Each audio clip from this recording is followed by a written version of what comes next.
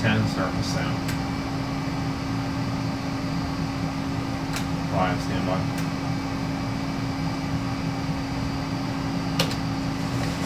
For you, NBC4 at 11 starts now. Moved here in January from Miami to attend grad school. It's a little disheartening that that's going on so close to campus. Students at Ohio State University respond to the news of a deadly shooting near campus early Sunday morning. Thanks for joining us tonight. I'm Jennifer Bullock. Columbus police say a 23-year-old student was killed and an 18-year-old is now charged with murder after what began as an argument at an off-campus party. Just after 2 o'clock Sunday morning, Columbus police were called to a large gathering on East 14th Avenue on reports of a shooting. There was some type of altercation between the suspect and the victim, at which point the suspect allegedly pulled out a firearm, according to multiple witnesses, and shot the victim. That victim, 23-year-old Chase Miola, a fifth-year marketing major from New Jersey. The suspect, 18-year-old Kinty Mitchell Jr., who police say is not a student at OSU, now charged with murder. Investigators say they're working to figure out why that verbal altercation ended in Miola's death. It's a tragic day, it's a sad day, and it's a day that I don't want to sit here and talk about it, but that is the reality of the America we're living in right now. And a reality for many students on OSU's campus. I have noticed like an influx of crime in this area. I don't know if it's from COVID or what's going on. Campus security tries their best to keep us all safe, and they're always patrolling the neighborhoods. But, you know, you can't stop someone's own freedom. It's very safe if you aren't being in the campus area, but if you are remaining outside of campus, it could really get Stand by. if you're in the wrong place at the wrong time. And the university did release a statement saying in part, quote, "Our deepest condolences and support go to the family and friends of Chase. Students in need of support are encouraged to access counseling services by calling 614-292-5766. On Tuesday morning, students in Gahanna are supposed to be back in the classroom, but a possible teacher strike could change those plans. NBC4's Eric Halperin is in Gahanna tonight, where parents are joining the push for a deal. Both district leadership and the Gahanna Jefferson Education Association have previously said they've made progress and are trying to avoid a strike. But after several days of negotiating, there is still not a deal. So now parents are calling for compromise. The message from parents seen on their signs as cars drive by is compromise for the kids. We're done with the finger pointing, the blaming. We need them to come to a compromise for who is really important, which is the children. Danielle Fabing has 3 kids in Gahanna Jefferson Public Schools and went to school here herself. Very familiar with Gahanna. She says she's surprised by what's happening in the district, so she organized a parents' rally. And I've been here since 1986, and I've never seen anything like this, so I am, and I'm deeply saddened by it as well. Saddened by the dispute between the Gahanna Jefferson Education Association and the school district, teachers rallied last week. Both sides are preparing for a possible teacher strike as some students are preparing for a scheduled return to the classroom in a hybrid model on Tuesday. Please, if nothing else, compromise for the kids. Like, let's put them first and take the back and forth out of this. One of the points the union and district have been going back and forth over is how students are taught when not physically in school. With no deal reached, these parents feel it's their time to speak up. So at this point, we don't care who is right, who is wrong, what's been said and done. We just want, for the kids, a compromise to happen to keep them in the school. According to the teachers union, negotiations are scheduled to happen again on Monday. Local for you in Gahanna, I'm Eric Halperin, NBC4. Now to the latest coronavirus numbers in Ohio from the Department of Health. Officials report 1,291 new cases, bringing the total number of cases to 168,749. Nearly 5,000 Ohioans have died from COVID-19, including 2 new deaths in 24 hours, but more than 143,000 people are presumed to have recovered. Indoor visits at assisted living facilities and nursing homes will be allowed in Ohio starting Monday. Nurse nursing homes and assisted living facilities in the state were closed to visitors due to the pandemic. Outdoor visits have been allowed at assisted living facilities since June and at nursing homes since July. The visits must be scheduled in advance and can be held in an approved area for a maximum of 30 minutes. Expect a showdown in the Senate tomorrow as the Judiciary Committee begins nomination hearings for President Trump's Supreme Court nominee, Amy Coney Barrett. Republicans are pushing ahead to get the judge on the high court as quickly as possible. Democrats want a delay, arguing voters should have a say on this lifetime appointment, and also fear the hearing could become a super spreader event.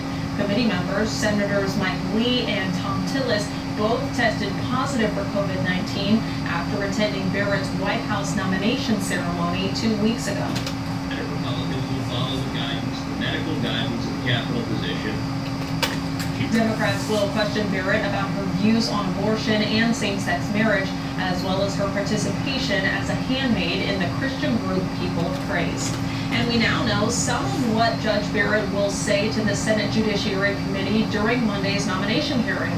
In her prepared opening remarks, Barrett says she did not seek out the Supreme Court nomination and thought carefully before accepting. Barrett does not mention her opinion or previous writings on any particular issue. Vice President Mike Pence will make a campaign stop in Columbus Monday, holding a rally at the Nicholas Sapko & Sons construction yard in North Columbus. The owner of the company says President Trump is his candidate because he lowered taxes for businesses like his. We absolutely care. I mean, you can sit down and say nothing and do nothing, and then when you don't like the way it goes, you complain. Or you can get in there and make a choice of who you like, who you would like to support. The rally is scheduled for 12:30 tomorrow afternoon. Doors open at 10:30 tomorrow morning. For more information on the event, visit our website, NBC4i.com. Meanwhile, former Vice President Joe Biden is set to make his first general election campaign visit to Ohio Monday. The visit signals the Democratic candidate's hopes of winning the state after Democrats lost by a significant margin in the 2016 election. The Biden campaign says Biden plans to stop in Toledo and Cincinnati. Well, it was a rather cloudy day, but we did have some mild temperatures. Storm Team 4 meteorologist Ben Gelder joining us now with your most accurate forecast. And Ben, I will say at least the remnants of Hurricane Delta kind of stayed south of us today. Right, most of the showers, Jennifer, as expected, were pretty much along US 22 and south. We could have used a little more rain, but don't worry, if you want some rain, we have a chance coming in about 18 to 20 hours, 66 degrees outside now. So it is very, very mild out there, and we picked up some of that tropical humidity from the Gulf of Mexico. Showers are pivoting off to the east. Those are false echoes in the southwestern part of the state. As we mentioned last night, a frontal boundary will be dropping south, and that would tend to hem in any northward progression of the remnants of Delta now moving into western Virginia. So you can see how the rain kind of peeled off to the east, and we'll actually get on the other side of that warm front tomorrow. So Monday, we should see temperatures get well into the 70s. 65 in Lancaster, 66 here in Columbus, 60 now at Bucyrus. And as we saw last night, we'll probably pick up a little bit of fog in the morning. Even though it was mild today, 5 degrees above average, it'll be warmer tomorrow if we get a little bit of sun. But watch out for patchy dense fog, especially southwest of Columbus and any area that saw a little bit of rain on your Sunday. So for the daytime hours tomorrow, clouds will thin out. Jennifer, we could let you know when Jackie Weber's coming back. All right, Ben, we'll check back with you soon. Well, for the 15th year, Autism Speaks hosted its annual walk to support the many families here in Central Ohio who need help and resources for their children. And though more than 8,000 families who usually attend could not gather in person this year, their mission still stands, spreading awareness about autism. NBC4 sports director Jared Smalley was one of the organizers. His 2 sons are on the spectrum, and he has a message for parents out there. Autism takes so many different forms. You know, autism looks so different. If you've met a person with autism, you've met one. No two are the same. Though the walk is over, you can still be a part of the cause by donating. We have that information in this story on our website, NBC4i.com. And later on in sports, we will introduce you to Noah and Joshua Fair, a pair of brothers with autism who have found confidence and success through the game of golf. Ahead on NBC4 at 11, strong storms rip through a South Carolina community. A look at what people there are dealing with now. And next, the aftermath of Hurricane Delta, how it's affecting people who are still trying to rebuild after Hurricane Laura after the break. Oh, let's take her. Your news every hour in prime time is on News Nation on WGN America.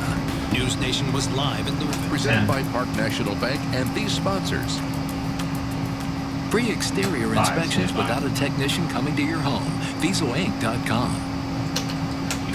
In parts of Louisiana, people are dealing with flooded neighborhoods and downed trees from the second hurricane to hit the Gulf Coast in about 6 weeks. In Welsh, some areas are several feet underwater from Hurricane Delta. The local fire chief says Hurricane Laura put so many trees in the bayou, water is backing up into neighborhoods and trees and power lines are down across the area. Got shots on the camera too. I worry about everybody in this town's emotional well-being, but I know we're going to pull through. Jennings is an incredible little town. Following Hurricane Delta, people are coming together to help the community in any way they can. Residents gave out water, soap, and other needed supplies. They also set up shop at a local park to give out free food and school supplies for kids. Louisiana National Guard handed out ice, water, and MREs at a local church.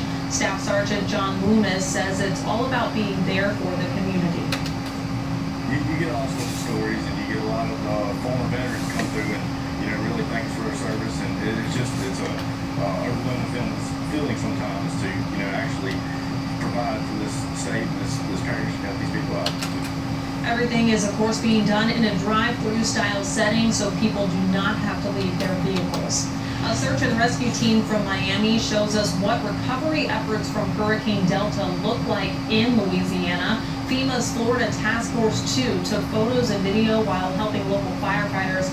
On Saturday, you can see the search and rescue team went around Lake Charles in a boat looking for anyone who might need help.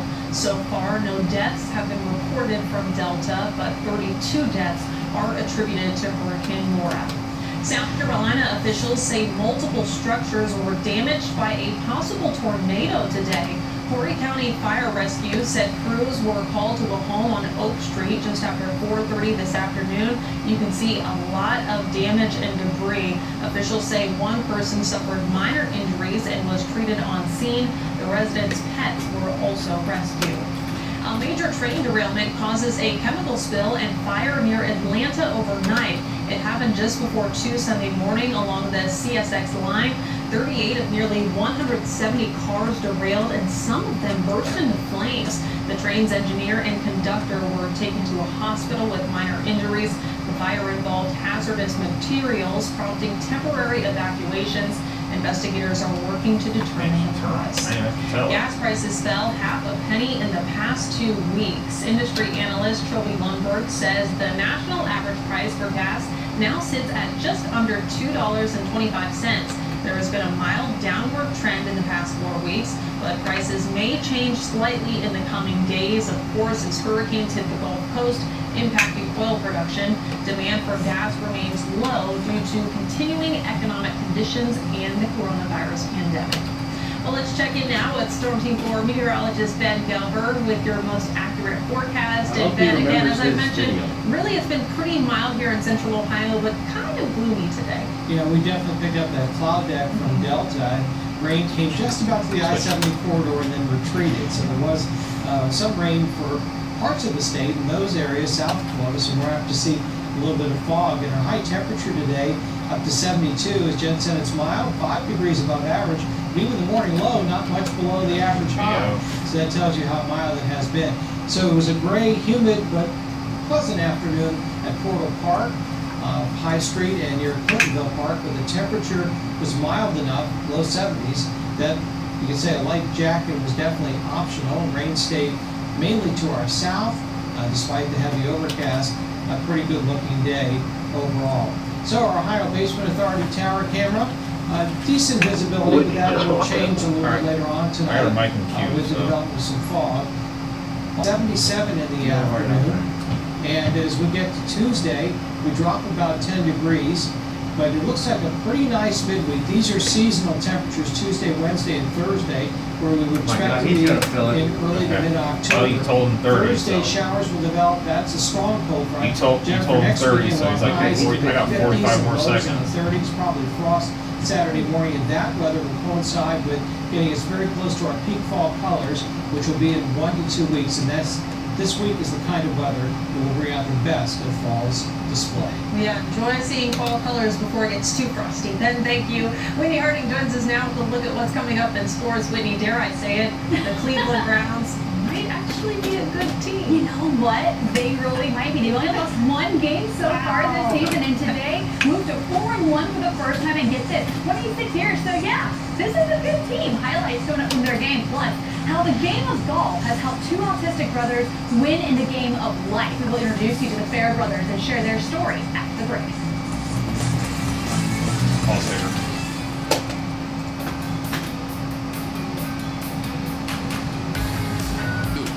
Wherever the political story takes us, NBC4 is your local election headquarters.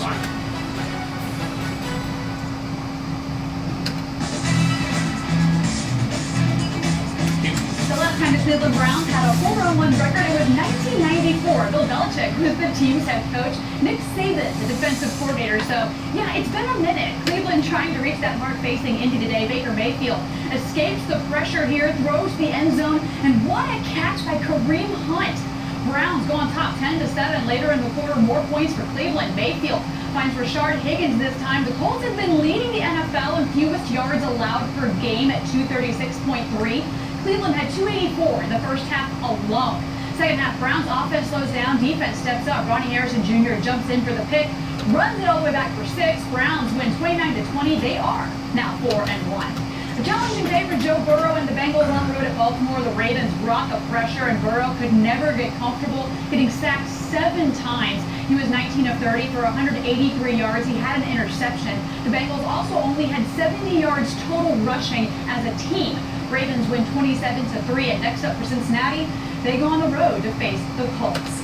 Well, for the Fair family, golf is more than a hobby or sport. It's a way of life, and it's changed the lives of Noah and Joshua Fair, a pair of brothers with autism who have found not only their swing, but also who they are through the game.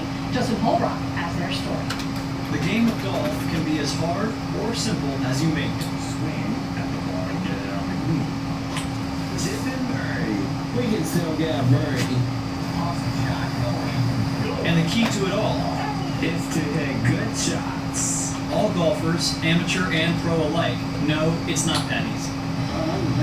But then again, nothing has ever come easy for the Fair family. We've been told that there were so many things they wouldn't be able to do. We decided to find something that they could do. This sport has been a godsend for them. Her boys, Noah and Joshua, were both diagnosed with autism at a young age. He's lower functioning autistic. I'm high functioning. It makes me feel that I'm not alone. Their dad, Steve, taught himself how to play shortly after their diagnosis. Not as a distraction from his life, but rather a way to transform the lives of his boys. They've actually bonded more on the golf course and bonded around the game. It's been remarkable. It's given them something they can be proud of, like a newfound identity for them to see where they were and where they've come to. I can't wait to see where we go from here. And while their bond got stronger, so did their golf game. I'm in the fairway. Joshua graduated last year and played varsity all 4 years at Canal Winchester. And Noah just finished his last year on varsity. This past summer, both boys went down to Myrtle Beach with their family to compete in the Amateur Long Drive World Championships, where Joshua took first place in the junior men's division and Noah won the junior adaptive division. I didn't know I had that much power in me, so I decided to pursue my dream, and it was a landmark for me. They're stronger than 10. anybody knows. And they're going to do great Stay by. things. We're going. Thank thank you to Justin and the Fair family for sharing their story. And tonight, the Los Angeles Lakers are once again champions, beating the Heat 106-93 in Game 6 of the NBA Finals.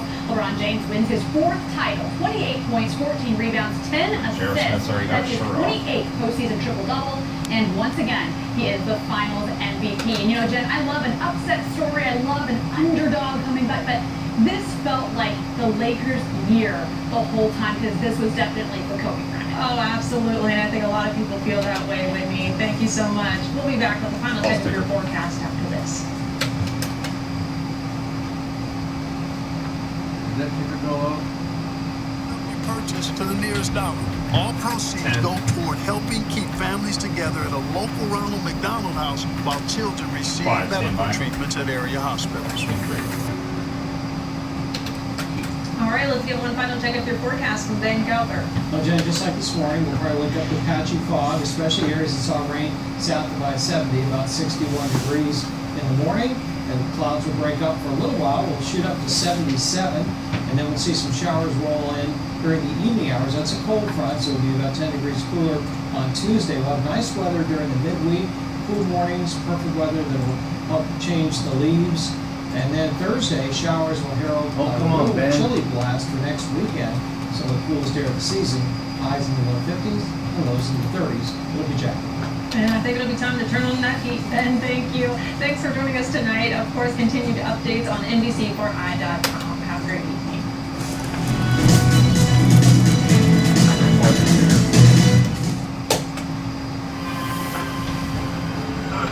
Thanks, everybody. That's right.